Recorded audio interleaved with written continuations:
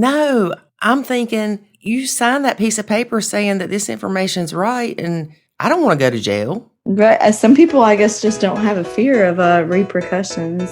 I know somebody like that. You're listening to the Nacho Kids Podcast, where we discuss all things step family related. Real stories, real people, real help.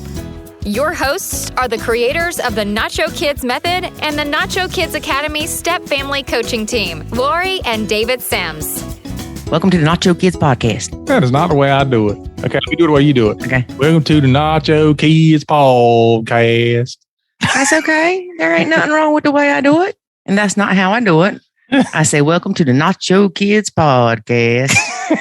Sounds just like what I said. Okay, let's talk about a few things. All right. We're going to do a brief intro and outro to this because the interview is a little long, but it's good. It's really good. All right. Okay. First of all, don't forget to sign up for the Step Family Summit at www.nachokids.com/the Step Family Summit. Nobody types www anymore. Okay. Well, if you don't want to type www, then just put nachokids.com/the Step Family Summit. There's 20 speakers and you don't want to miss it. It's awesome. And of course, we're going to be there. Absolutely. All right. Let's see. What else we got, David? We also have been blessed by Sylvia Krakauer to offer 10 Nacho Kids Academy scholarships. Awesome. And we are matching her 10. That makes how many? 20.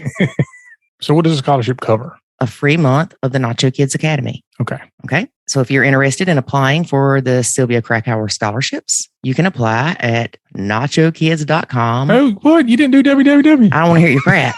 So you can do nachokids.com/scholarships. How you spell that?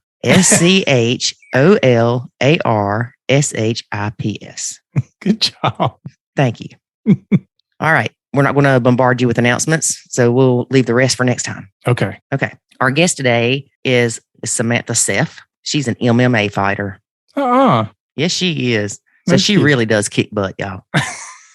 Like, that's her job. Her job is to kick butt. Yes. And I watched some of her fights, and, you know, I've watched them with you, the UFC fights and stuff. You watch them through your fingers. Yes, but hers I didn't. I was just like, you get them, girl. You get them. Did you? Yeah. I showed you one the other day where this dude got like side kicked in the face and his face was so contorted you couldn't even tell it was a human. Yeah. Yeah. It looked like a Play-Doh face.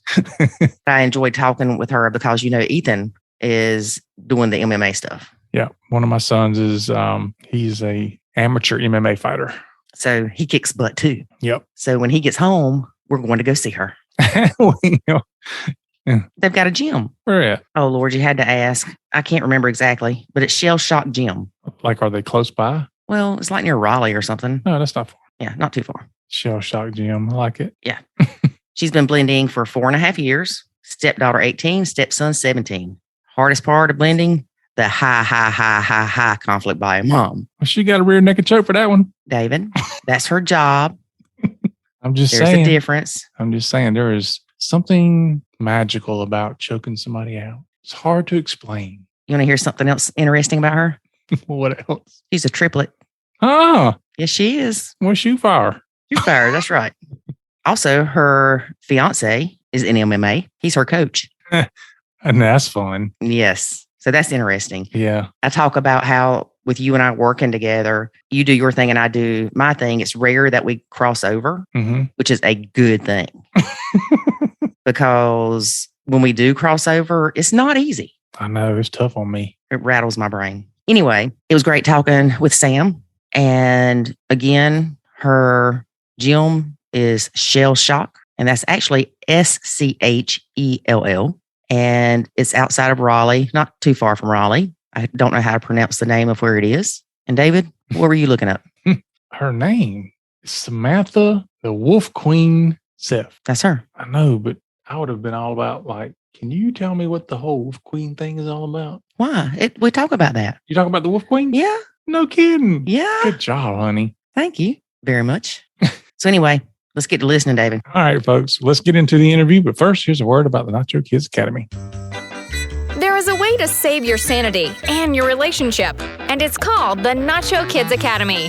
In the Nacho Kids Academy, you will learn the skills and knowledge to properly nacho, techniques to handle step-family challenges, ways to improve your communication, and much, much more.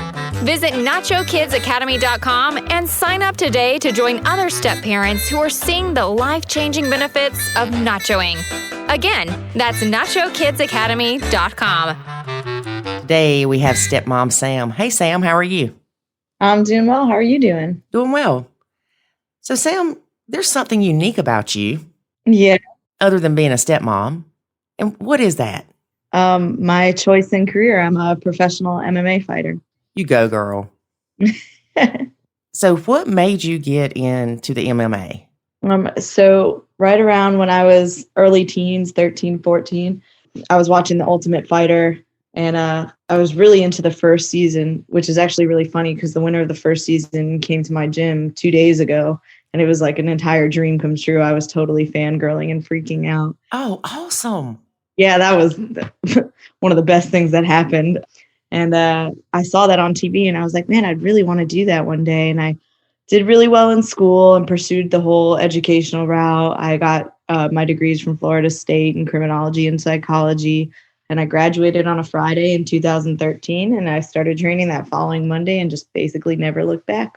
So do you feel like all that schooling was worth it or a waste of time?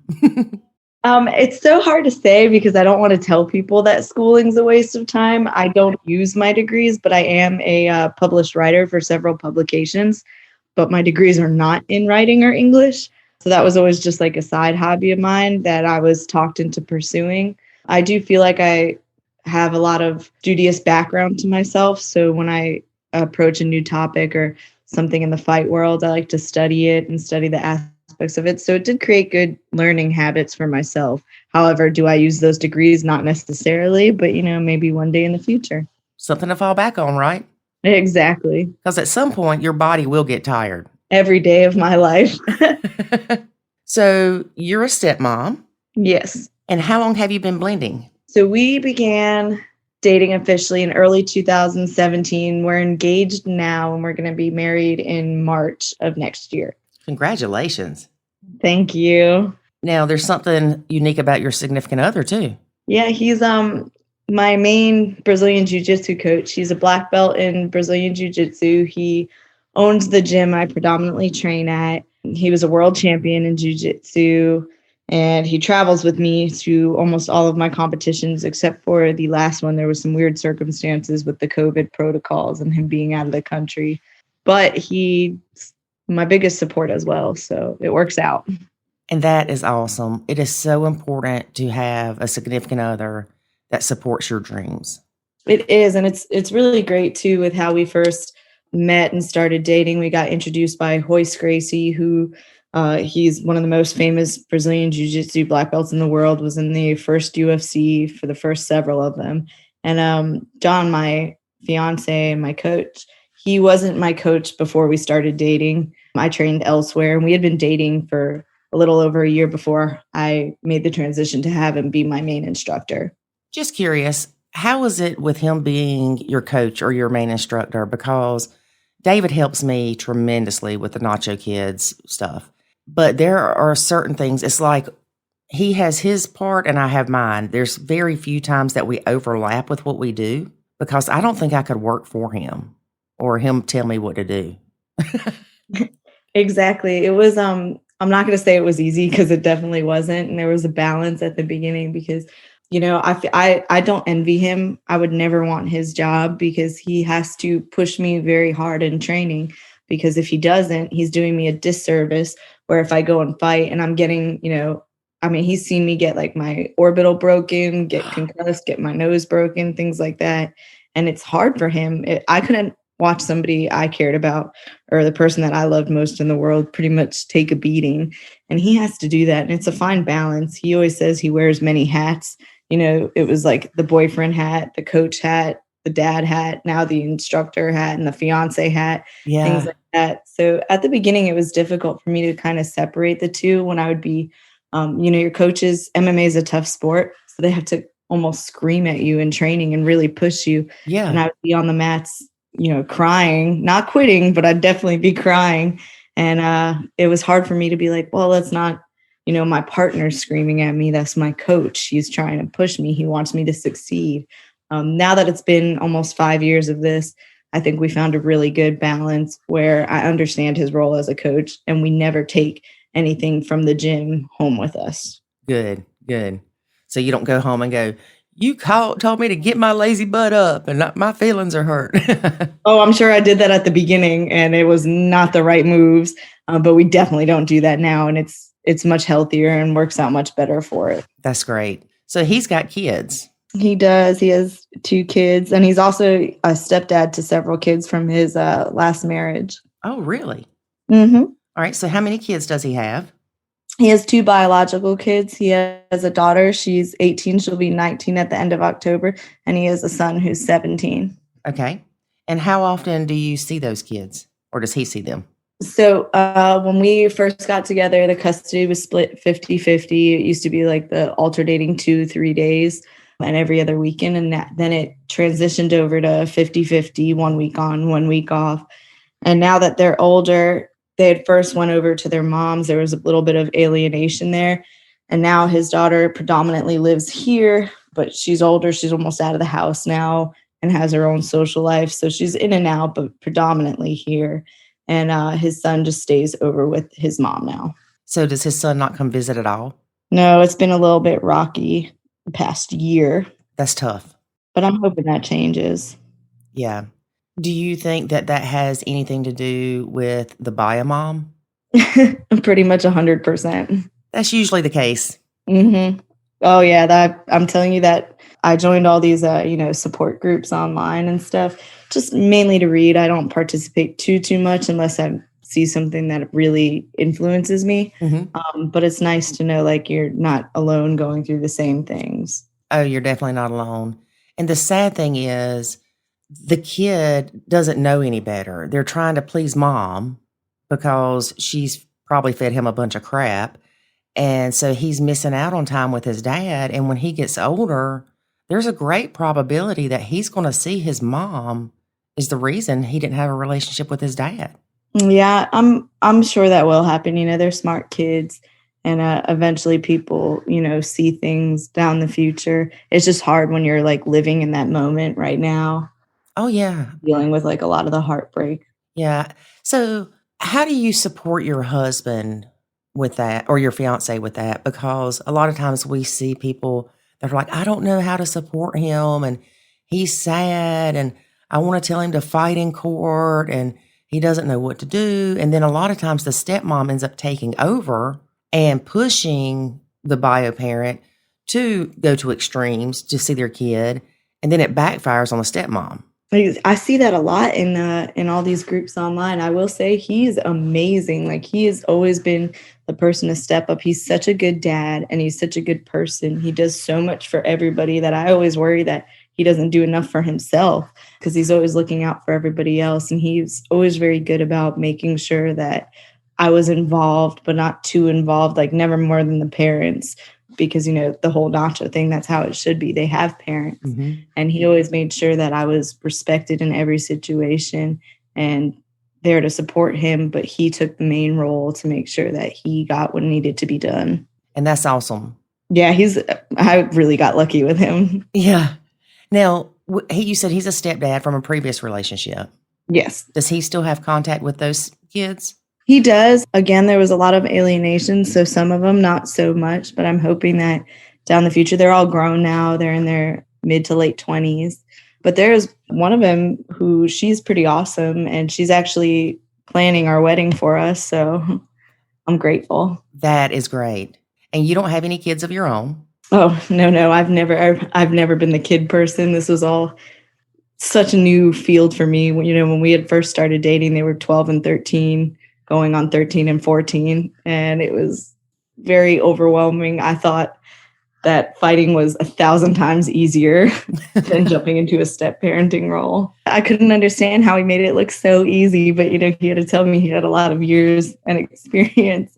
And I think him being in a step parenting role as well as a father role helped him understand where I was coming from a lot of the times when I was getting a little overwhelmed. Yeah, and that was one of the things I was going to ask you is, do you think him being in a step-parent role prior to your relationship helped him understand some of the struggles and challenges that you would face being a stepmom? I do. It was a little bit different because even though he was in the step-parenting role, he was the only father figure. So he took on a lot of responsibilities, but he also understood what it was like to not be there from the very, very beginning and have to jump in. And he was just grateful that there was somebody extra to love them. Right. And two, the relationship with a stepdad and stepkids is completely different.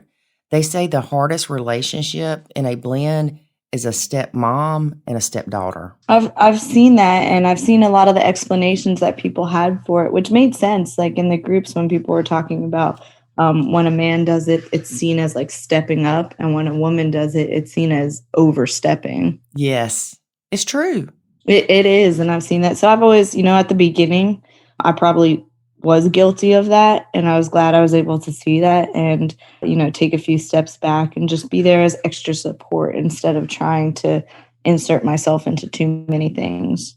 Right. So you started off the smart way. Yeah, I definitely made a lot of mistakes, which is normal, as my fiance likes to tell me, because I was so worried that I was just doing everything wrong. But he said it's normal to think like that and just, keep trying your best. It is. And sometimes you don't know what your role needs to be. Yeah, it's a very gray area. Yeah, it is. If your stepkids are younger and they get hurt, do you try to coddle them and help them feel better? Or do you let dad do that? Well, if dad's not there, of course you hope that baby feel better and fix their boo-boos or whatever. But then as they get older, they don't want you to do that. Yep. A lot of times it's a reminder that their mom's not there doing those things. It really is. I think you hit the nail on the head with that one. And, it's hard for me because I do a lot, and I was always there going to school events and things like that. And their mom wasn't showing up at these events and things like that. So instead of, me thinking, oh, they'll be happy that I'm here, like you said, I think sometimes it was more of a reminder that I was there and she wasn't. Yeah. I think a lot of times stepmoms get so wrapped up on their struggles that they forget that the kids are struggling too. I know I did. And honestly, I felt like I was struggling so bad, I could care less about anybody else because in my head, I'm the one that had relocated. I moved into their house. I'm the one that nobody likes. David calls it the victim mentality. And I was like, you're darn right, because I feel like a victim. But you don't realize when all that's going on that, hey, these kids are hurting too. Exactly. And, at the end of the day, I would constantly have to remind myself, like, I am the adult. My fiance likes to tell me, like, think about when you were a teenager. Teenagers are very one-track minded. They think mostly of themselves and not out of malice. That's just, the way the mind works at that age. So I try and remember things like that, and it helps. Yes, girl. When I think about how I was as a kid and my parents were together, I would have been the most horrible stepkid in the world. There's no doubt. There is no doubt because I wasn't the best kid at all. I just can't imagine being a stepkid. I'd have been like, you ain't telling me what to do.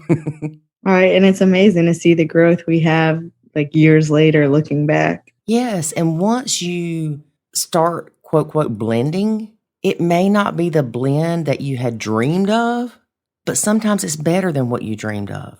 Very true. Like, man, I can't, that just reminds me so much of, when we first got together, when we knew it was getting serious and I went to go meet his ex and I was like, oh, she'll love me. Like, I don't try to overstep, but I'm just there for support. I, have degrees. I have a good job. I work really hard at this.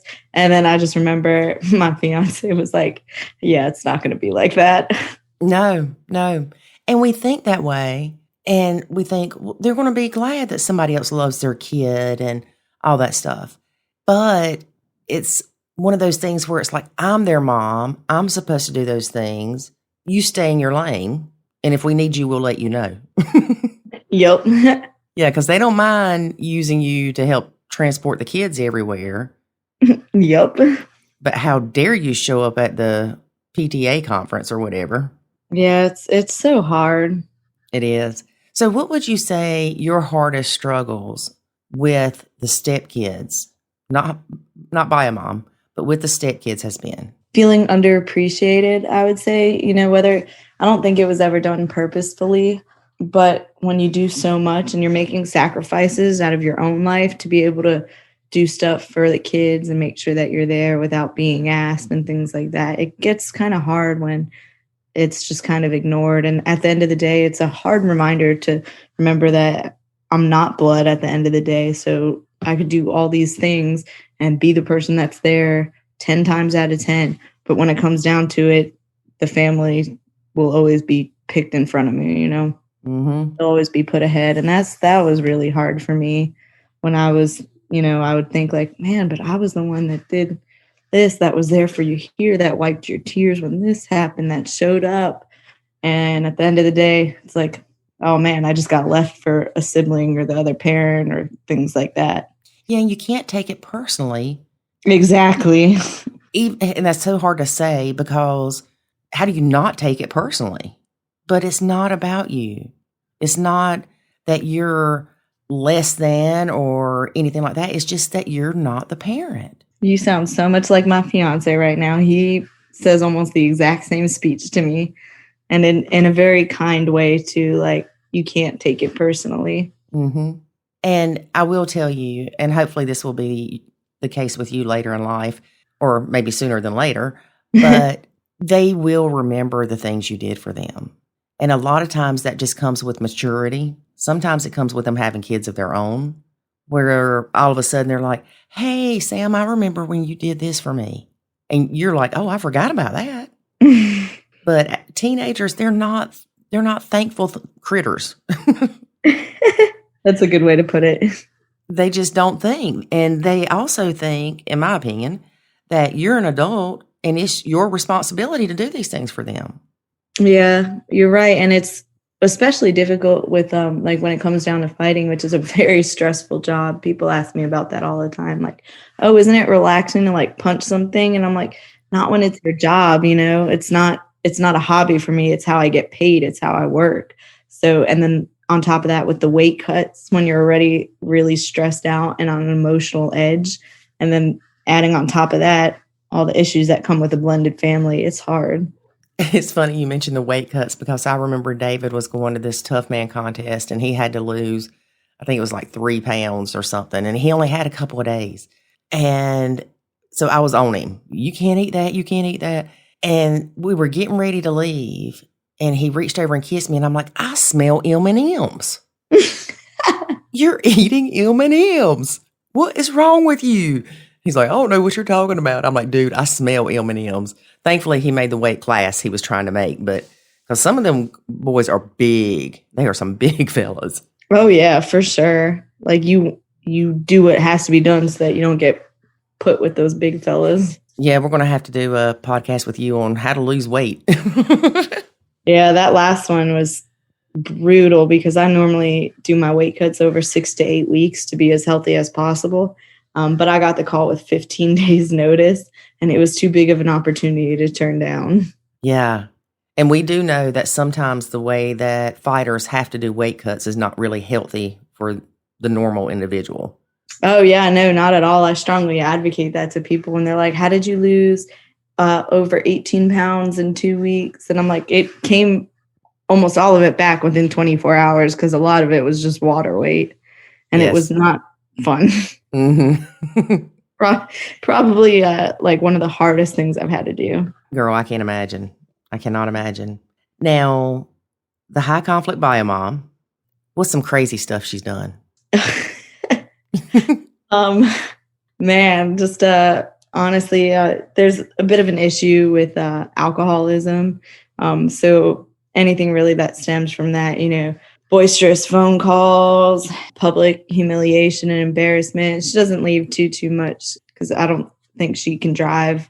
Had her license revoked years ago. So just different things like that. But it's scary, things get put in the kids' names a lot.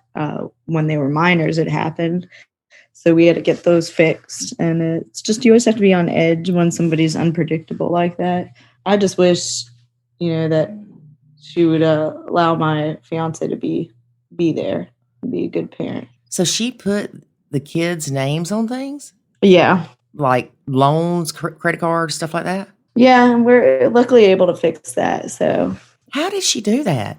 I don't know. She's I will say she's very good at what she does, but my brain doesn't think that way. No, I'm thinking you signed that piece of paper saying that this information's right, and I don't want to go to jail. Right. Some people, I guess, just don't have a fear of repercussions. I know somebody like that. I think we all do, which is like the sad thing. I'm like, man, I think everybody has somebody that they know that's like this. My brother, he's an officer, and he said he deals with cases like that all the time, where like years later, somebody in their early 20s will be trying to take a loan out for something, and then their credit is shot and they have no idea why.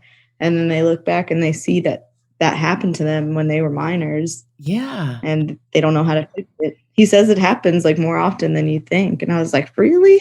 Yeah, especially with all the hacks and crap going on now, it's really important to get some kind of monitoring service, even for your kids, if they don't have credit yet.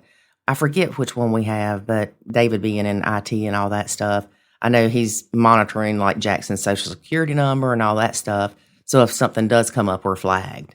Ooh, that's smart. So bio mom's a little crazy. We get that.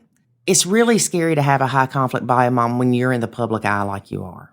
It is. And I'm always wondering, I'm like, oh, I wonder if she saw me on TV, like beating butt, but that's more towards the back of my mind. Girl, you know she did. You know she's watching it and she's hoping that other person beats your butt. Oh, I'm sure there's several people hoping that, but luckily I definitely have more support than not.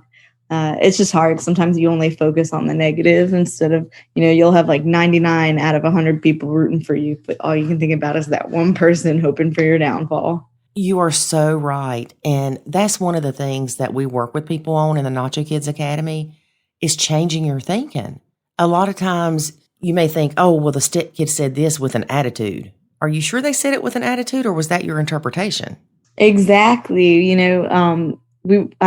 I read a blog and I just talked about something similar on that. If you're always looking or thinking everybody's out to get you, like you had mentioned before, the victim mentality, if that's all you see, you're going to find it everywhere. Yes. What you look for, you will find.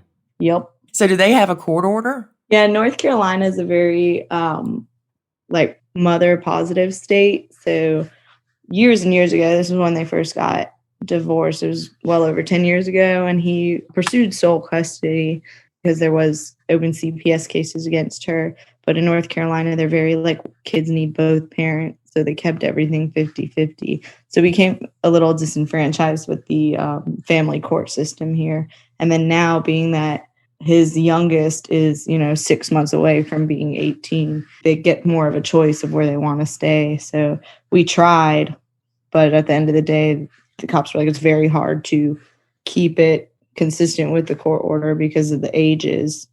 So they have more or less a choice. And you can always go back to court, but by the time it goes through the system and the process, they'll have aged out anyway. Right. And the family court system, girl, I swear I could do a podcast just on that every single day. It drives me insane. Oh, it's crazy the things I've seen. I'm like, how? And I say that from a winning standpoint. Every time we've ever been, I've won. And I'm not gloating with that, but it still is frustrating to see the family court system. Why do I have to pay to retain an attorney because my son's father did something stupid that endangered my kid's life, but I have to go get an attorney to make sure my kid don't have to go back? I know. I see some of these posts, and it's so disheartening, and it makes me really sad to see some of the things people are dealing with. And the money involved, girl, I tell you what, I really, if I ever get a chance, I'm going to revamp the family court system all across the world. That's my goal, because it's not just the U.S., it's everywhere. It depends on the judge.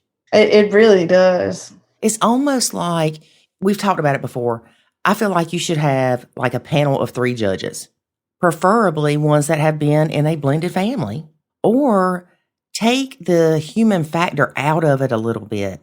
have like the SAT test you used to take or whatever, put in the bubbles and say, okay, yes, no, feed it through a machine and say, based off this criteria, the mother should have custody. Yeah, definitely. We're really big on, facts, not feelings, because it's hard to separate the two sometimes. Right. And the judges are supposed to, but they don't. Yeah, it's unfortunate. It is. Yeah, when bias like that plays into the whole factors, Yeah, and I know you said that North Carolina is a woman's state or the mom state. And I know South Carolina used to be, but they've gotten more lately in the past 10 years of being the 50-50 kind of thing. Really? Yes, and there was a judge actually in Lancaster, where I live, that is mainly for the men. So women are like, we don't want that judge. Yep, and I'm lucky where I know so many good fathers, like, from all these different gyms. It's really nice to see. So I don't understand the whole mentality that, women are always the better parent, because I know some real good dads. Yes, I do too. I know some great dads. I know some great moms, but I know some crappy dads and some crappy moms. But you can't portray who you are by sitting in a courtroom and somebody else speaking for you that doesn't know you other than from the money you've given them and the couple of hours they've spent preparing for your case. Oh, exactly. And fighting is the same thing when you're, the Diego Sanchez who came to my gym the other day, he was saying the same thing, that people, they think they know you because they see you on TV, they see you online, or they watch, they don't see like the 50 hours that went into preparing for a fight that lasted maybe 2 minutes. Yes. And they just judge you off those 2 minutes. Yes. Which, girl, I'm telling you, people that look at that stuff and think, oh man, 2 minutes, that's nothing. Put them in that ring for a minute and watch them drop dead. Because I remember when David was doing those tough men contests. Well, first of all, I couldn't watch. It was hard to watch. But that time, you are working mentally and physically that whole time. You don't get a break at all. Your mind can't take a break. Yep. It's almost harder mentally than it is physically. And not to mention, like, I'm training all day, every day, and not just training. I have to make sure that I'm doing all the self-care, all the stretching, seeing a chiropractor, seeing a massage therapist, seeing an acupuncturist, doing all these different things to make sure my body is where it needs to be, prepping my food, and then on top of that, taking care of everything in the house. Mm-hmm.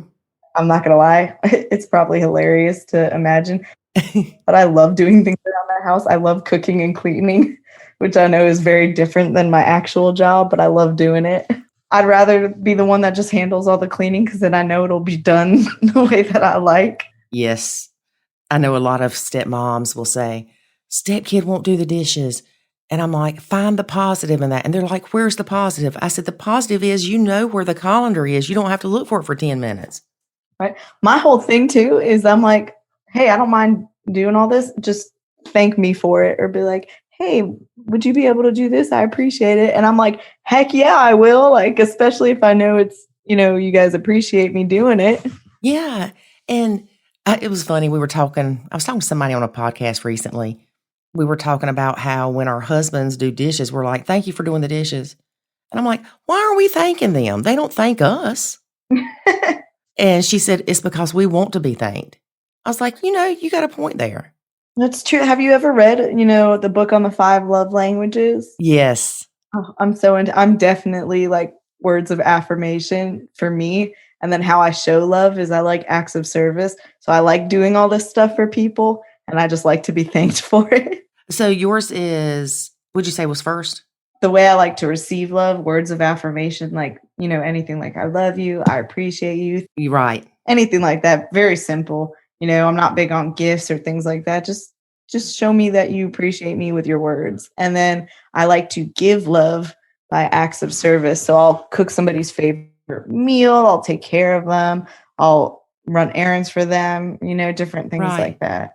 And I'm glad you said that, because a lot of people will say, well, my love language is acts of service. Well, that doesn't always mean that that's your giving and receiving love language. Yeah, exactly. Like my two are different. Right. And mine are acts of service, both of them. So I like doing stuff for people, like you said. And rather than, I guess, having a thank you, I would like for them to do something in return. Exactly. And it's so good to know that, and like to know that with your partner and stuff too. Yeah. Do you know what your fiance's is? He likes to receive it by acts of service because he's really appreciative of when I do stuff for him. Mm-hmm. And I'm getting him to understand more the words of affirmation because he doesn't always say stuff, but he will do these big, I don't want to say grand gestures. It's more about the memories, but the way that he proposed was honestly, it was so thoughtful. He took me to Jamaica. I thought we were just going on a vacation, and we've never been on a vacation that didn't involve some sort of training schedule or fight or tournament, things like that. And he did this whole 5-course dinner on the beach. And then when he proposed, the ring, this was what got me, was I maybe mentioned once or twice in almost 5 years that I liked amethyst because it was my birthstone. Mm-hmm. And he got me a diamond ring that had 2 amethyst stones on the side. And that to me was like, meant more than anything because he really paid attention to what I said. So he likes to show it by doing stuff, saying stuff, or giving stuff that people don't think about. Right. It's funny you brought up the proposal. I remember David, I don't know if you've ever heard of geocaching. I have not. Well, with us having 5 kids, it was fun for us to try to find activities that we could do that didn't cost us a fortune. You know, putt-putt was $120. And so there's this thing called geocaching, and you take like a little GPS thing and you find the coordinates. You figure out puzzles to find the coordinates, and you go to that location, and it's pick such and such letters out of this. And it's like a treasure map thing. And then you go find this, a lot of times it's like a ammunition box, the old military ammunition boxes. People bury those and they put little trinkets in it. And there's a book and you can sign your name, and it's one of those take a trinket, leave a trinket kind of thing. And people leave like McDonald's toys. It's nothing elaborate, but it's fun because you're trying to go on this hunt to find this thing. Well, David came up with the brilliant idea of playing geocache for my engagement ring. So we're all of a sudden, he's like, hey, I saw this thing. There's a geocache thing and you can win $100. Let's go do it. And I'm like, dude, we've got to paint this room. And he's like, oh no, it can wait. Long story short, we went to all these little places, and it ended up leading me to a massage parlor and saying that I had won a free massage, whatever. And I come out of the massage and there's rose petals all over the floor. Isn't it sweet? He said he was going to leave the ring in the woods for us to find, but he was scared to death somebody else would find it. Were you like sobbing? I was in shock. He put a lot of work into that. That's so sweet. And it's funny because I remember when he handed me, or when he went to grab my hand, out of habit, if you're right-handed, you hand your right hand. Yep. That's not the hand the ring goes on. Nope. And I remember thinking about that. I'm like, oh, wrong hand. Oh, man. That's so sweet, though. I'm such a blubbering mess when it comes to happy things. If I had seen that, I would have been sobbing. I was in hysterics during my proposal. My eyes like swelled shut by the night. Oh, I think I was in shock. I mean, I knew we had talked about getting married and stuff. I just, of course, didn't know when he was going to propose. And I was in shock. It was hot. We'd been doing that stupid geocache thing for 2.5 hours. And I mean, it was crazy. And then, that was the end of it. And I was like, well, why don't you take the massage? And because you did it and I'm fine. I don't need one. He's like, no, you go ahead. And I mean, I did not have a clue. And then when I got up from the massage, like I said, there was an envelope and it had another clue. I can't remember what it was. And then I walked into the little area and there were rose petals everywhere and candles, and he was standing there. I mean, he had the girl at the massage parlor place help him plan this. I mean, it just shows that, they really care and they put a lot of thought and planning into it. Mm-hmm. Same thing, there were so many people in on it, and I had no idea. And that's great. That's awesome. Oh yeah, I'm going to be, everybody knows that I'm going to be crying from the moment I get up in the morning on the day of the wedding to the very end of the day. So I got to invest in some heavy duty, like makeup setting spray or something. Yeah. Or wait to do your makeup to the last minute. Because I mean, I just know how I am. Everybody else knows. Sad stuff never gets to me, but proposals, weddings, anything happy, I'm a mess. That's so sweet, though. And what's funny about it is you're a fighter, girl. I know. Everybody expects me. They tell me all the time when I get my medicals done, if I see a doctor or anything like that, they're like, oh, you must be so tough. And I'm like, my dog did something cute this morning and I was crying. Oh, that's so sweet. I'm not a crier, but things do touch me. But I remember after I had Jackson, girl, I cried over everything. I know it was hormones, but like the movie Monsters, Inc., when the little girl and the big monster goes away or whatever, I mean, I boo-hooed. You would have thought somebody died. And the little Charmin commercial, a Charmin commercial would make me break out into tears. Dude, my fiance has so many videos of me. I think I cried in New Girl when Schmidt proposed to Cece. I was sobbing. He has a video. My brother's wedding. Oh my goodness. I was bawling. He was videoing me just crying at that. Like, it's so bad, but I'm glad that it's happy things and not sad stuff. Yeah. And I mean, it's just amazing that you can have such sensitivity on the inside and be such a tough butt on the outside.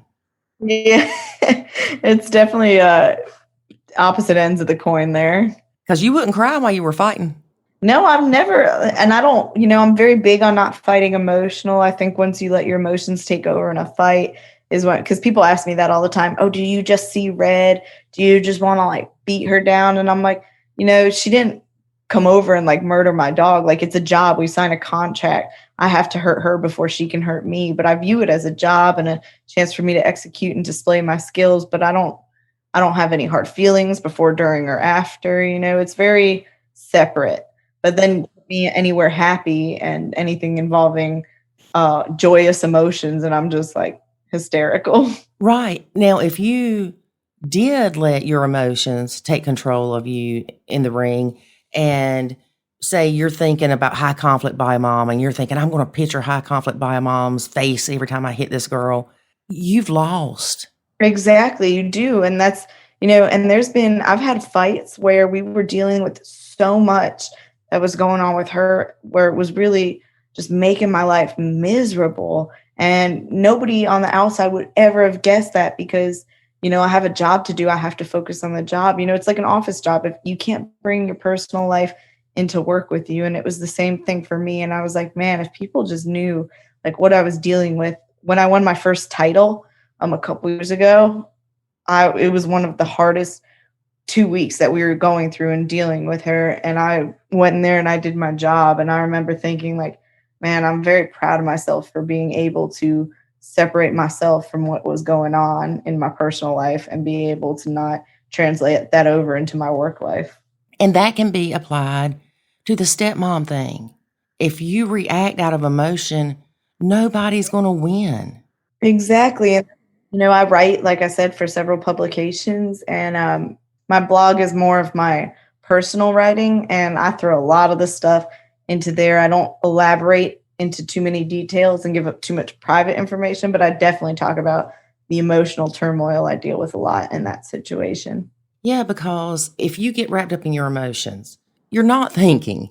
A lot of times people will say, well, I don't remember what I said, or I blacked out because I was so mad. Well, that's because your emotions completely took over. Whereas a lot of people will say, well, I'm a control freak. I can't nacho. Yes, you can nacho, because I was a control freak too. But it's learning that the ultimate control is how you let things impact you.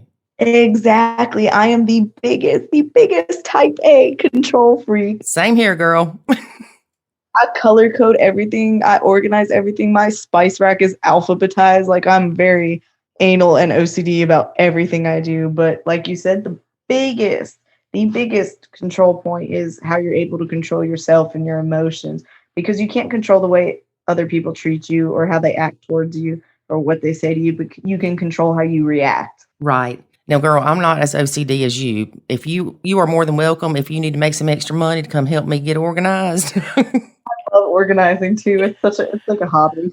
Well, I'm not that far from you, I don't think, because I'm in Lancaster, South Carolina, about, depending on where in Charlotte, 30, 45 minutes from Charlotte. So yeah, you're not far at all. Yeah, start your organizing business and I'll sign up for sure. But not having kids, I'm sure you lived on your own, where you left your house in one condition and came back and it was in the same.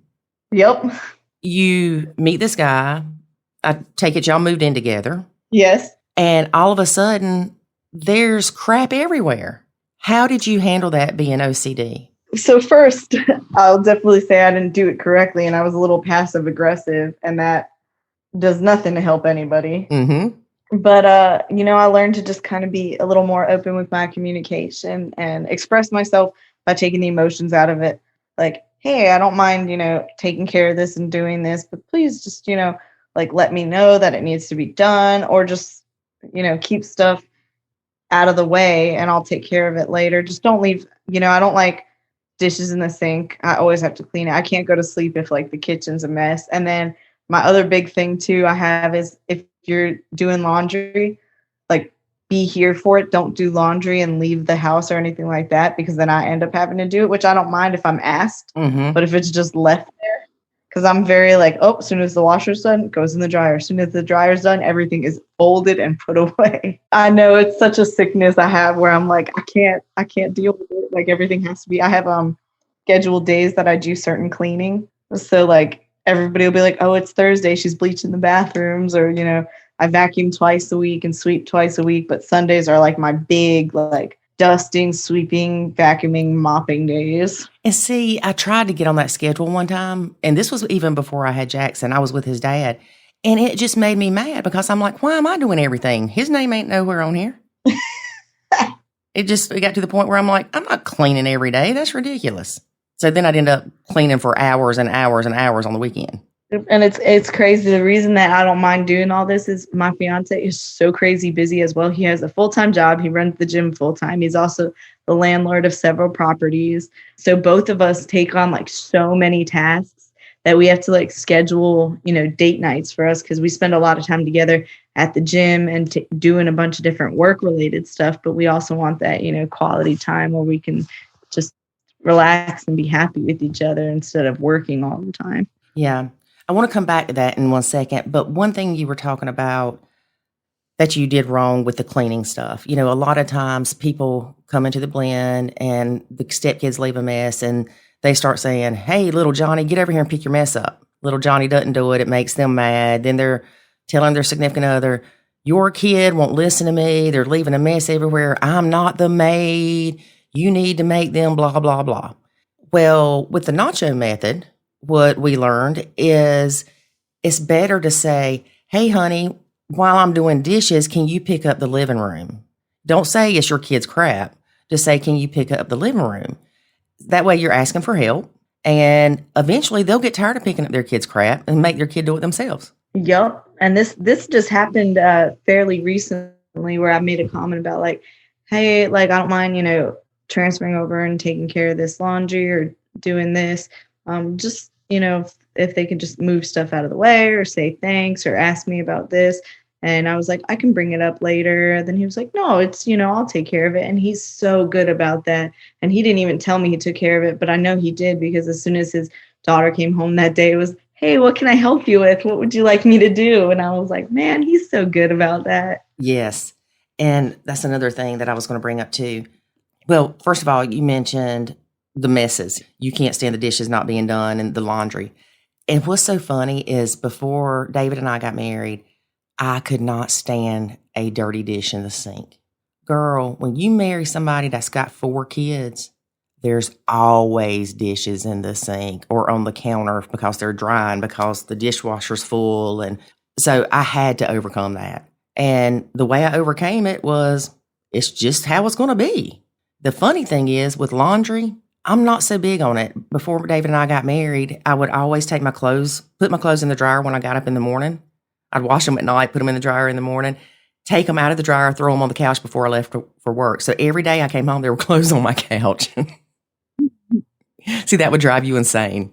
Yeah. I mean, I'm to the point, I have like the hamper for our everyday clothes. Then I have a separate one for all the gym clothes, because you do not want to put that with other clothes. Like, it gets bad. Then I have a separate for towels. And then, the kids had their own hampers.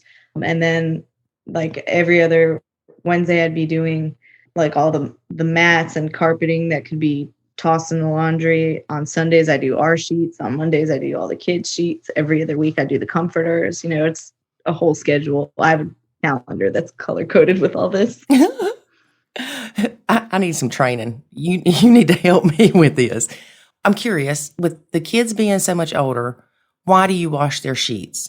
And then for the longest time, it was when they were in school, I was able to do it, because when they were out of school, I was gone for hours at the gym. And if they did it, they were in this age. Now she'll do her own sheet. She's a lot better about that when she's here. But teenage boys, man, and my brothers did the same thing where they would wash the sheets and then not put them on all the way. So then they were sleeping like directly on the mattress or like on the pillow without putting the pillowcase on. Yes. And then I even said that, I remember saying that to him, and like, what is teenage boys with this? My brothers did this too. And it drove me insane. And it's like funny how, years go by and teenagers are still the same. Mm-hmm. My son washes his clothes. Well, what he'll do is he throws all of them in there together. He doesn't separate by color. And I've tried to explain to him, your jeans come out looking like they've been in a ball because you've got too much in there and you can't mix colors like that. That's why your little shirts look like they're pink. And so he'll wash them, but he leaves them in the dryer. And then, like you said, he'll go somewhere. Yep. And then it just sits there. And then, men have this habit, because I've talked to other people. I know it's not just my fiance. They keep every single piece of clothing, no matter how many holes. And I'm like, oh my God, buy another freaking shirt. It's so funny you mentioned that, because we were talking the other day about jeans, and somebody said, oh, I can never find Levi jeans at Goodwill. And somebody made the comment and said, well, that's because men wear them till they're not even good enough for Goodwill. Yup. And it's all men, but they do that. And I'm like, why? Yeah. But then you've got the extreme with like me. I've got 20 pairs of jeans, which is ridiculous.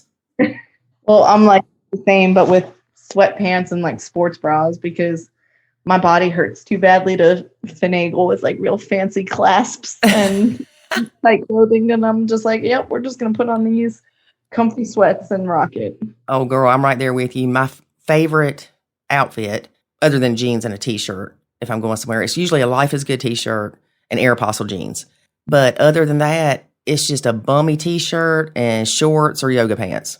Yep. I should be a MMA fighter. That's what this is leading me to. I'm kidding. Yes. I'm like, I always wanted a job where like you can be comfortable in sweats, and like, oh, that's me. Girl, I interviewed for a job one time, and they were talking about the dress code, and I walked out there and be like, don't even bother calling me, because I'm not wearing heels and hose every day. No. Oh my God. I used to love heels, and you wouldn't catch me dead in a pair now. And that's because I'm always dealing with like bruises and blisters and different types of ligament injuries and all this other stuff. Yeah, definitely. Now, something else you mentioned was date night. Mm-hmm. And I am so proud of you and your fiance that y'all make date nights. And I'm telling anybody that's listening, I don't care if you work together 24/7, have a date night. And make that night be where you're not talking about kids, you're not talking about money, you're not talking about work. You are just enjoying each other's company.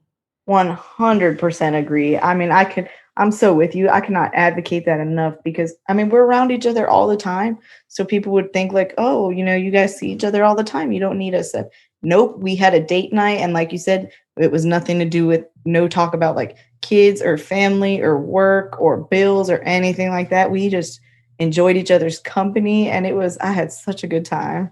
I know one time David and I went out, and it had been a while since we'd went out, and finally, a lot of the drama with the kids had kind of calmed down and stuff. And it was almost awkward. Like, well, what do we talk about? Because we had always talked about the crap with high conflict bio mom or baby daddy or court crap or the kids or the in-laws, just whatever. And so we decided to play the game of look around the restaurant and decide if the couple's married, dating, if they have kids, just kind of try to assess them. Oh, that's fun. Oh, we came up with some crazy stuff. Oh, I might that for next time. That sounds fun. And one thing that we do too is we go yard selling. It's not every Saturday because I don't like to get up early, but every once in a while we'll get up on a Saturday and we just go to yard sales and we make fun of stuff that's there, or like, oh yeah, I got a killer deal on this pressure washer or whatever. And then we go eat breakfast. And it may not be that we're gone an hour and a half, but it's a long time away from sitting in the same office with each other, getting aggravated from the other person talking too loud. You're just enjoying each other.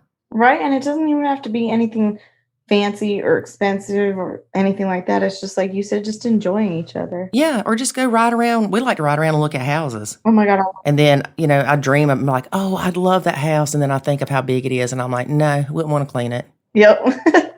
Mm-hmm. Similar mindset. And like you said, it doesn't have to be something expensive. It can be window shopping. Window shopping's fun. Take pictures of something you want to buy and just don't buy it. That way you don't waste money. Or go to Home Depot together. Just something to spend some quality time together. And I would suggest, if you can do it, to do it at least every other week. I agree. It's just so nice. We train together a lot and, really pushing each other in the gym and things like that. And sometimes you need to separate that aspect of your life and, just have a good, enjoyable night. And I've been in a really good mood the past few days just because of it. Mm-hmm. It makes a difference because you've got to reconnect on that emotional level of why you love this person, or the next thing you know, you're wondering why you love them, or if you do. Exactly. I do that all the time. Like people, just the constant complaints. And, my fiance and I were even talking about when the whole lockdowns were first happening. I was like, man, I wonder how many people, now that they're around their partners 24/7, are realizing like maybe we don't have as much in common as I thought. And this isn't a good, strong relationship, because I just found myself loving him more and more. The separation and divorce rate went up dramatically during COVID. Oh, I know. I'm not surprised, really. Mm-hmm. Oh, well, I remember David and I were doing the downstairs, and he was going to put his office upstairs and mine downstairs. I'm like, no, but I like being with you. And so he put it downstairs. Then, of course, COVID happened, and I'm thinking, you need to move your office upstairs because I can't get anything done. Yeah, we're separate. I do all my writing downstairs for all my publications, and he has his home office set upstairs. Well, especially stuff like writing, or with me editing podcasts, you have to pay attention, and you can't have somebody over there clicking away on the computer or saying something to you, and you're thinking, I'm working. You see me? Exactly, because my writing is a very silent task, and I need concentration. And he works in IT and for Duke Energy and all that, so he's constantly on conference calls and meetings and clicking away on different things. So it would not work. He works in IT too? Mm-hmm. That's awesome. Yeah, he's explained to me so many times what he does, and I'm so not brained mechanically for that. So I just don't understand it. But he's worked there for going on 20 years this September. Yeah, I finally quit saying that David does computer stuff. So now he does HIPAA compliance and network security, cybersecurity type stuff. Yeah, and he's more with like, I don't know if it's a Intel, some stuff. I don't know. I'm not even going to pretend to understand it, but sometimes I'm like amazed, because I always thought I was really studious and smart when it came to stuff, and that one for me is just way over my head. I've always done well in school, and like you, I consider myself studious. I like researching things and learning new things, but for the life of me, I cannot understand how a telephone works. The old-timey telephones. It doesn't click in my brain. It's so funny how sometimes our brains are just wired to not understand something that somebody finds so like superfluous and easy. Right. Well, everybody's got their strengths and weaknesses. Yep, that is true. And you can focus on your weaknesses and try to improve them, or you can focus on your strengths and make them stronger. And when you end up with a life partner, it's great if you can balance each other out. It is. I say we were very good at balancing each other out. Like even just the other day when I was talking about Diego Sanchez coming up to the gym, I found out he was going to be in the area and alerted my fiance, but I don't have the connections that he does. He's been a gym owner for years and like competed all over the world. And I don't know how he was able to do it, but he got him to come by, and I just thought it was such good teamwork. And, of course, I was freaking out the whole time too. Oh, that is awesome. So does he still compete? He does.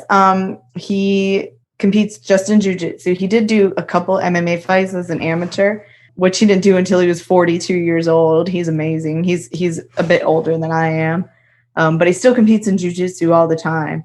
And he's a really good instructor at the academy. He likes to lead by example. So I get so much more nervous watching him compete than I ever do for myself. So if you don't mind me asking, where is this gym? Because I'm going to have to tell my stepson about it. We're located near Raleigh in Fuquay Arena, and it's called Shell Shock BJJ. His last name is Shell, soon to be my last name when we get married. So it's named after him there. So if you keep your last name as your middle name, your initials are going to be SSS. Yeah, we're keeping the alliteration flow going. And, I have all of this. I have a lot of tattoos, so I have all of this tattooed on me. So I do have my last name currently, Seff, tattooed on me because I knew I would be changing my last name to Shell. And Seff always meant a lot to me because that's where my fight name comes in. My fight name's the Wolf Queen. And that is because I'm of Jewish heritage, and Seff in Hebrew translates to wolf. And I used to go through a phase where I was calling everybody queen. I'd always, I'm a little dramatic with the whole, yes, queen. So my fiance would always joke around calling me Wolf Queen. And it just stuck many years ago. And that's kind of what everybody knows me as now. I have a bunch of logos with that whole symbol on it. And I have all the gym logos tattooed on me and things like that. That's great. So what do your stepkids think about you being a fighter? People ask me this all the time, which is hilarious. They say that, oh, they must think you're so cool that you're a fighter. And what I have discovered is that if you are a parent or in a parenting role, nothing you do, your kids do not think you're cool. I know people ask that about Chris Evans, Captain America. And he was like, no, my kids don't think I'm cool. Like, I'm a dad. Yeah. I know David's kids always talk about how cool their dad is. Oh, that's so awesome. Yeah. And of course, it's great because as parents, we feel like we do a crappy job no matter how good of a job we do. And so the older they get, they're like, oh, yeah, my dad this and my dad that. And we'll hear them. And I can just see David's heart light up. That's so precious. But you don't want kids, right? No, I'm very happy being like the cool aunt and being a stepmom and things like that. And it's funny too, like anywhere we go, my fiance, he's a very, I don't want to say scary person, but he's an intimidating figure. He's large, he's strong, and I'm super tiny. I fight at the smallest weight class, atom weight, which is 105 pounds. Okay, I don't like you anymore. Oh, I don't walk around at that weight. I walk around at 120, but I'm 5 feet tall. I'm pretty short. Yeah. No one ever, views me as like, oh, she's a big, scary fighter. And they always assume that he's, if we're traveling anywhere, they assume he's competing or doing something. And then when he's like, no, I'm her coach, she's the competitor, it always blows people's minds. I wrote an article that got published on like an international website about that because it bothered me when I was like, oh, no one thinks I'm capable. I don't know that it's no one thinks you're capable, as it's just shocking. They expect somebody that's fighting as a living to be like She-Ra, 6 foot tall Amazon queen. Right. Or like to look like Mike Tyson, Yeah. And get you a gold tooth, girl. Maybe that'll change their perception of you. Right. Maybe next. But my fiance is really good about being like, man, like, look at her ears. Like, they're all cauliflowered up. But he's like, people don't expect, they see like a small, pretty girl. They're not expecting her to be like punching people. Are your ears cauliflowered? They are. One of them's real bad. I can't, like, I know on this podcast, it was like, oh, if you have headphones. And I was like, well, can't do the headphone thing. I can only wear like the over the ear one. Oh, really? Because it won't fit in my ear anymore. Well, you and I were talking, I think it was before I started recording, about one of David's triplets wants to be, well, he's training to be in the MMA, UFC, whatever you call it. And, which I know the difference. But anyway, I'm worried to death about his little ears because he's a handsome little fella. And he's got the perfect little ears. And, I can't imagine. Well, not everybody gets it. It plays a lot into genetics. I think I just have a genetic predisposition for it. It's a lot less common with women, but I just lucked out on that genetic forefront, I guess. But man, I'd love to have him come by the gym sometime if he's ever in the area. We'd love having people come train. Well, he was in California for several years. Now he's across the pond in the Middle East. And I think he's there 6 or 9 months. But he's getting ready to get out whenever that finishes. I think he is. Or maybe he's got to go to somewhere else. I don't know. Anyway, it is not too long before he gets out. But I would personally bring him up there because I want him to meet y'all. That would be awesome. I love it. We love having veterans. My fiance was in the Army. We have a lot of vets who train with us now. Let's go back to high conflict by a mom for a minute. How do you deal with high conflict by a mom? Or do you? I don't anymore. I actually had to have her blocked on everything because I tried the whole cordial thing. And I just realized I was at the point that no matter what I did or didn't do, I was always enemy number one. Mm-hmm. And I didn't want to cause any more undue stress.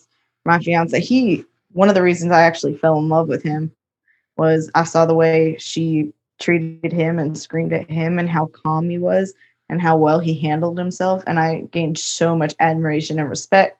And I asked him how he was able to do that. And he said basically what you said earlier, that, all it would do would stress him out and upset him and nothing would change because of it. So he wasn't going to affect the way that he would react by the way somebody acted towards him, because he couldn't control that, but he can control the way that he handled situations. Right. So, because at first I was like, well, I don't need to block anybody. Like, my life's good. I'm not posting anything personal about the kids or putting myself that would get him in trouble. I'm just posting about like my career and my fights and the articles I write and, living a good life. And if she wants to see like all the good things happening, that's fine.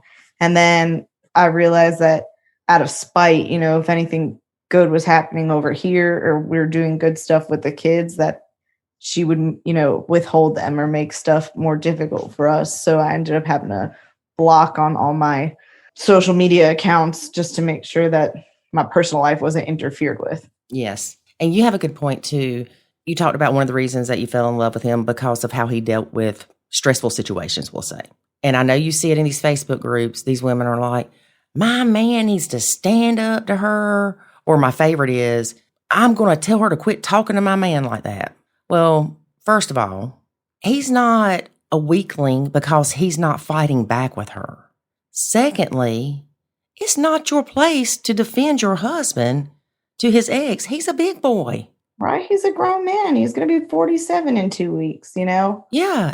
He's been around the block. He knows exactly how this goes. And, big thing I see on that is they're getting more upset over the fact of if she disrespects the new wife or the kids disrespect the new wife, things like that. My fiance would never have allowed that to happen. That's what upsets me is I'm like, you shouldn't be jumping in to get involved at every turn. But if anybody's disrespecting you or screaming at you or treating you a certain way, he absolutely should be like, hey, that's my wife. Don't do that.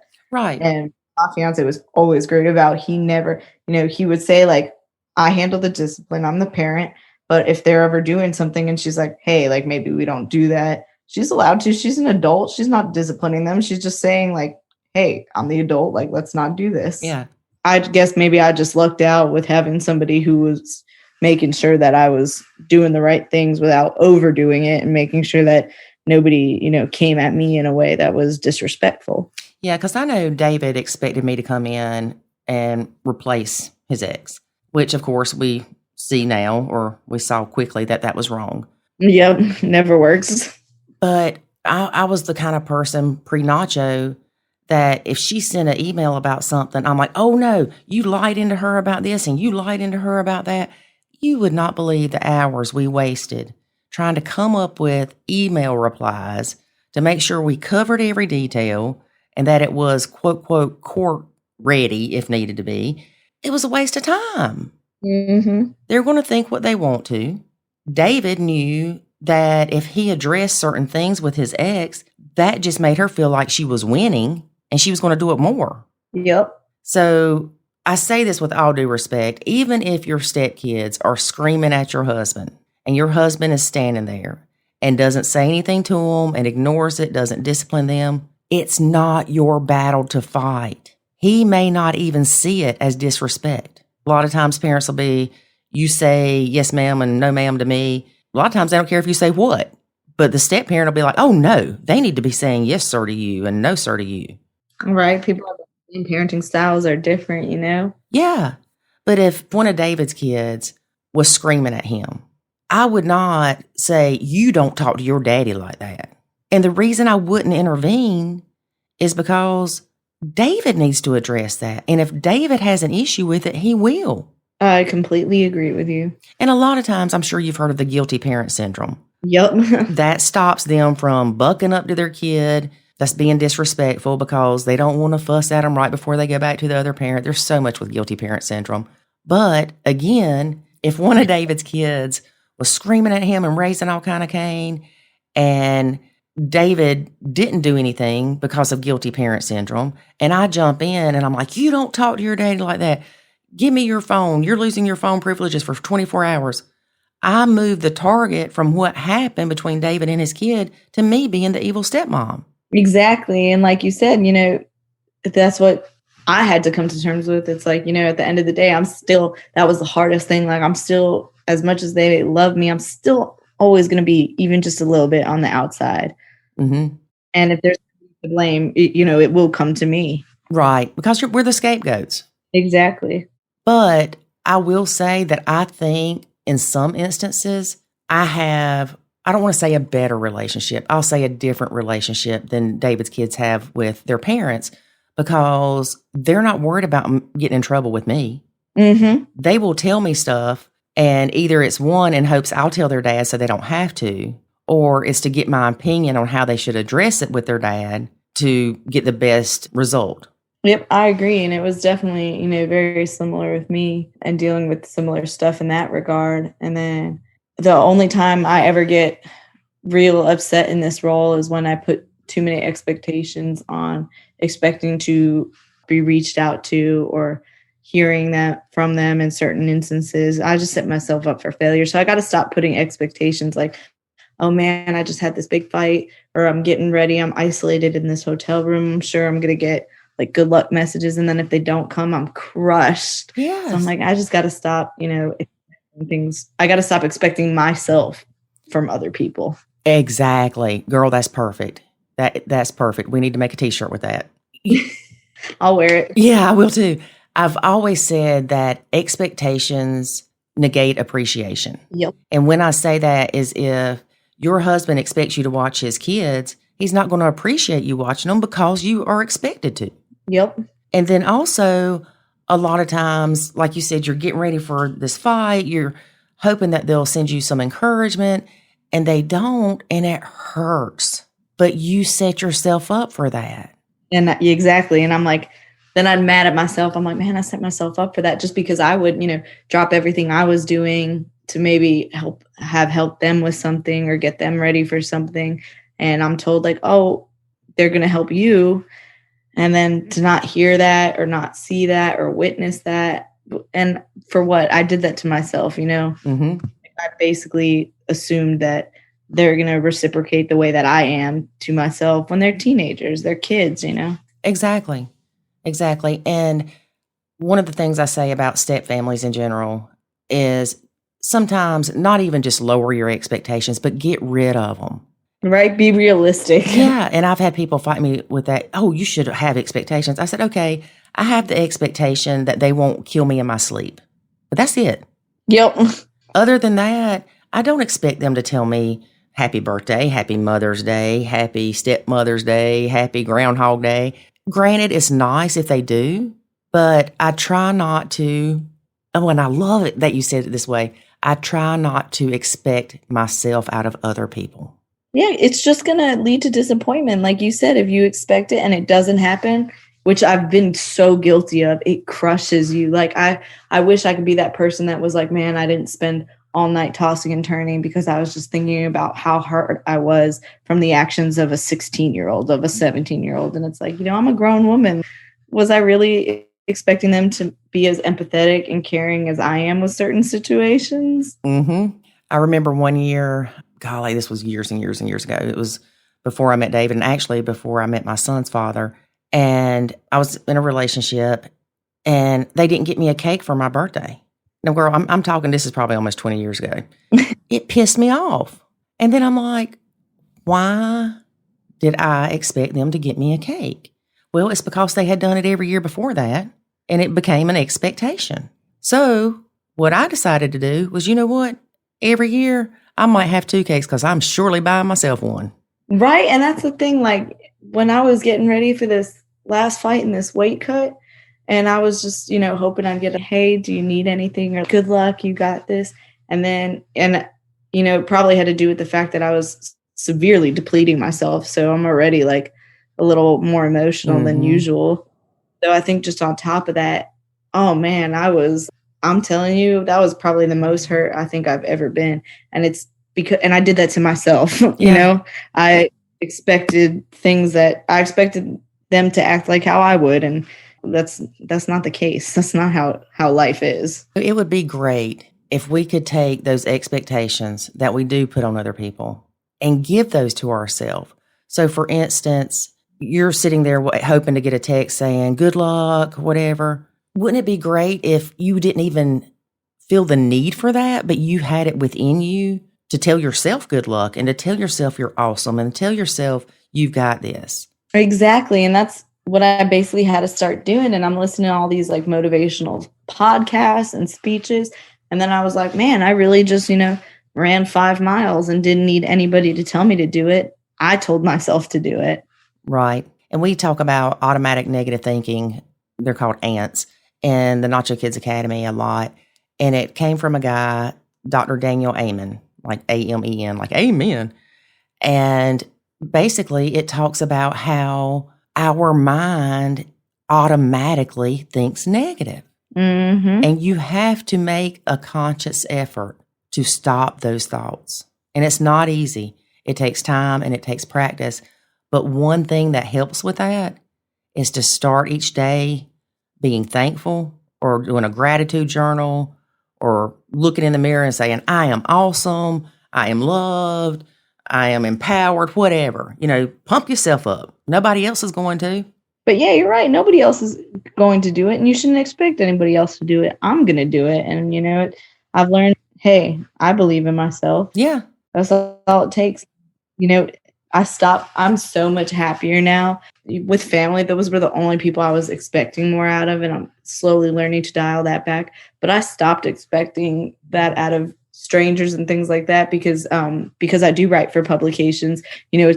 I've learned that the comment section is hilarious. I just view everything as so funny now because I'll have people insulting either what I write or my appearance. And it actually works out for my benefit. I had somebody one time, they were commenting about how masculine I was appearing just because I have muscles and I'm a fighter. But I've learned to radiate that power and that confidence. And my fight walkout shirt has my Wolf Queen logo on it, and it has an eggplant emoji with a crown above it. And I used to, for the longest time, I was always staring at the ground and looking down. And now I make sure that whenever I'm going into an arena or a cage or walking out anywhere, that my head is held high. And I feel like it radiates off of photos now. Dang, look at that absolute confidence. I'm ready. Yes. That is awesome. And I can see that in you. It took a long time to get there. It takes a long time. And not that you're still not going to have days that your feelings get hurt, but not to give it more than 5 seconds or 5 minutes of your time. Yep. Too many important things I got to get done in my day than to dwell on the bad. Yes. Okay. I know I got to let you go because I've been talking to you forever, but I do have one more question. Yep. How do you fight and get your orbital broken and want to fight some more?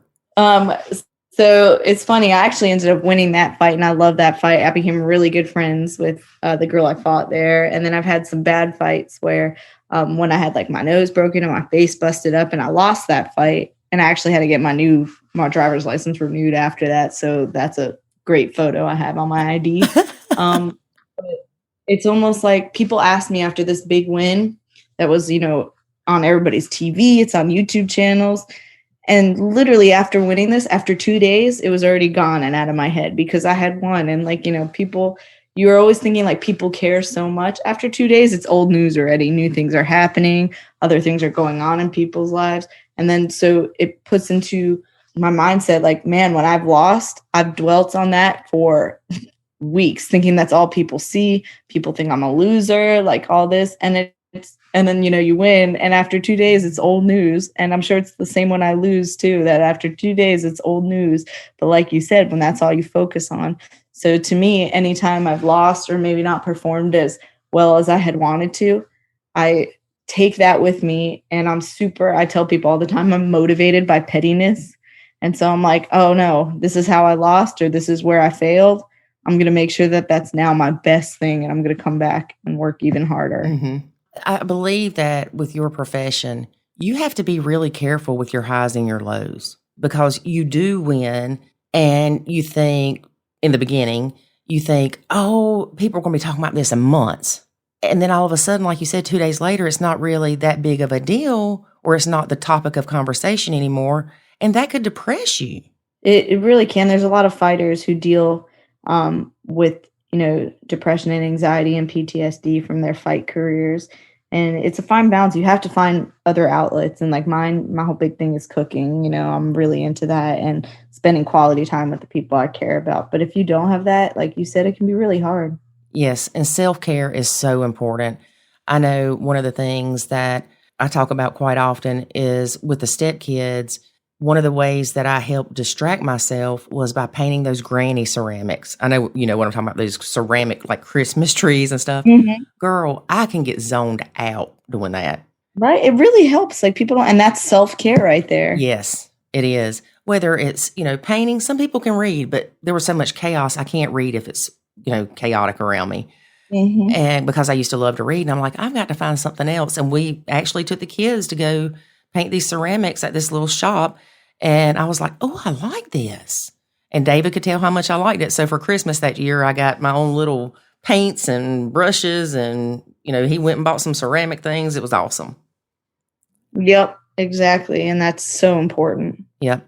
Well, Sam, thank you so, so much for being a guest on our podcast. I really enjoyed it. It's hard that I have people that I can relate to in the fight world.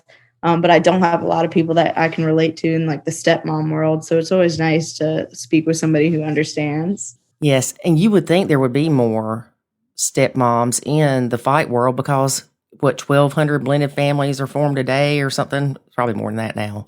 Right. And I think it's just still seen as a taboo topic that people don't talk about it enough. But I'm sure I'm constantly surrounded by it and I just don't know. Yeah. People will complain about their sex life before they complain about their blended family. Oh, I want that on a shirt. We're going to come up with a shirt line for you, girl.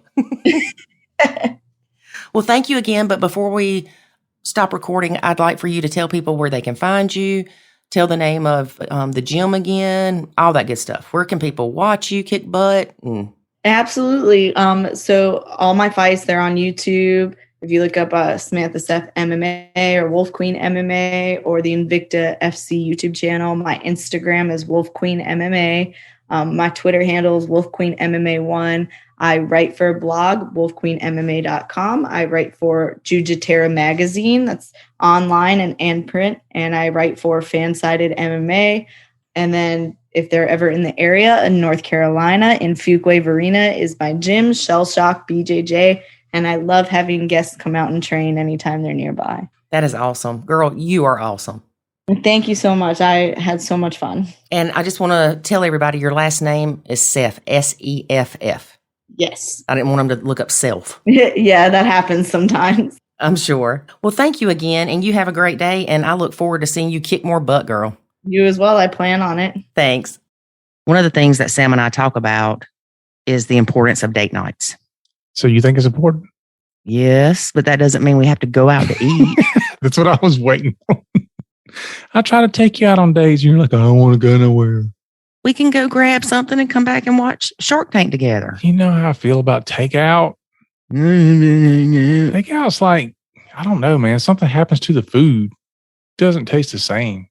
Okay, fine. It takes the flavors of the containers that it's in and messes the food all up. I don't know what it is. Well, I also talked about yard selling or even going to Home Depot.